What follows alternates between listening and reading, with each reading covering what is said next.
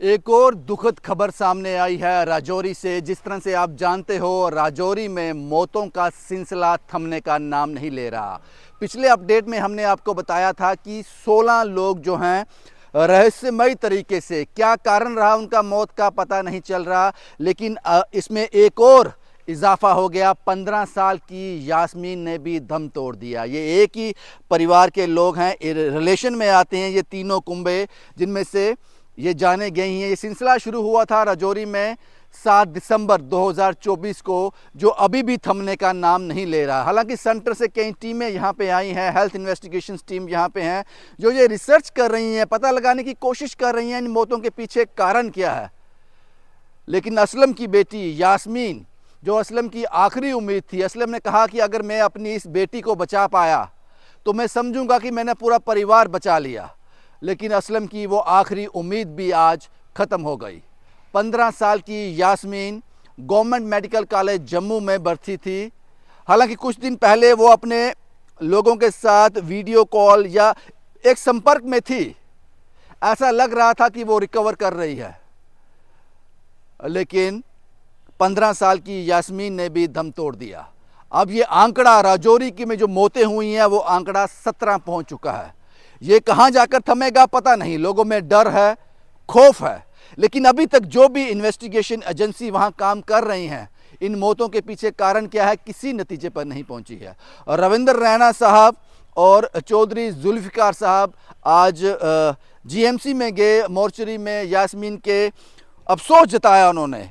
और चौधरी जुल्फिकार ने यह भी कहा कि हम कोशिश कर रहे थे कि यास्मीन को एम्स में शिफ्ट किया जाए या पीजीआई में शिफ्ट किया जाए, लेकिन जीएमसी के डॉक्टर्स ने मना कर दिया। उन्होंने कहा कि अभी ये लाइफ सपोर्ट पे है, अभी इसको यहाँ से ले जाना ठीक नहीं होगा। ये तो मेरा अपना परिवार था, सारा जो मेरे ही घर के लोग हैं। ये बदकिस्मती से असलम का घर है। आज असलम के घर की जो आखिरी उम्मीद थी, मेरी कल सुबह असलम से बात हुई थी और मुझे असलम ने कहा था कि मेरी अगर ये बेटी बच जाती है तो मैं समझूंगा कि मेरा सारा परिवार बच गया।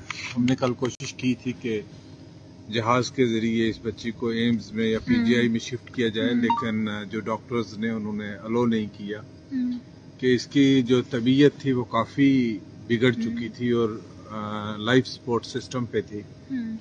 तो आज सुबह भी मैंने उठते उठते सुबह 7 बजे ट्वीट किया और फिर मैंने डॉक्टरों से रिव्यू किया कि क्या इस बच्ची को आज भी शिफ्ट किया जा सकता है कि नहीं। डॉक्टर ने कहा कि नहीं, इसकी हालत बहुत ज्यादा तशवीशनाक है।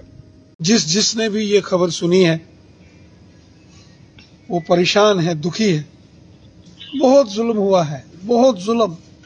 एक ही खानदान के अंदर 17 लोगों की जान चली गई। इस समय हम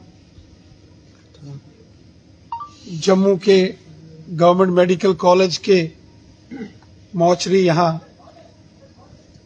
पहुंचे हैं। यहाँ परिवार के लोग हैं। ये वो लोग, ये उस खानदान से वाबस्ता हैं जिनके परिवार तबाह हो गए। एक मातम है उस पूरे बढाल, ख्वास, कोटरंका, बुदल। मातम भी है और खौफ भी है, डर भी है। राजौरी का जो डेथ टोल है वो अब 17 हो गया। 17 लोग किस बीमारी से मरे पता नहीं, कोई वायरस है पता नहीं, कोई टॉक्सिक है, जहर है पता नहीं। दिल्ली से, पूरे भारतवर्ष से टीमें यहां पहुंची हुई हैं राजौरी में, पता लगाने की कोशिश कर रही हैं इन मौतों के पीछे क्या कारण है, लेकिन अभी तक किसी नतीजे पर नहीं पहुंचे। 15 साल की यास्मीन जो आखिरी उम्मीद थी असलम की, उसके पिता की, बाकी परिवार को वो खो चुके थे। लेकिन उन्होंने कहा कि अगर मैं यास्मीन को बचा पाया, अगर ये मेरे परिवार में से बच गई, मैं इसके सहारे जी लूँगा। लेकिन असलम की वो आज जो उम्मीद थी वो भी ख़त्म हो गई। अब पता नहीं इसके पीछे कारण क्या है, और ये भी पता नहीं कि ये सिलसिला कहाँ जाकर ठहरेगा, कहाँ जाकर थमेगा। इन मौतों से हमें एक लेसन तो देखने को मिलता है कि अभी हम जितनी भी तरक्की कर लें, लेकिन इतने भी एडवांस नहीं हुए। 17 मौतों के बाद भी हम कारण नहीं ढूंढ पाए, तो जाहिर सी बात है कि हमने कितनी हेल्थ डिपार्टमेंट ने या स्वास्थ्य मंत्रालय ने कहां तक हमने अपनी बाहें फैलाई हैं, कहां तक हम रिसर्च कर पाते हैं।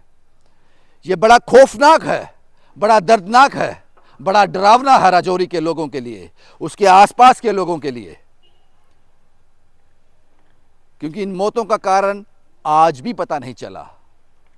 और राजौरी में जो लगातार मौतें हो रही हैं उसका आज टोल 17 हो गया, लेकिन कारण अभी भी हम अंधेरे में तीर मार रहे हैं, अभी भी अंधेरे में है। इसके पीछे कारण क्या है अभी तक पता नहीं चला। ब्रजेश कुमार के साथ Ravindra Singh, the state sentinel के लिए।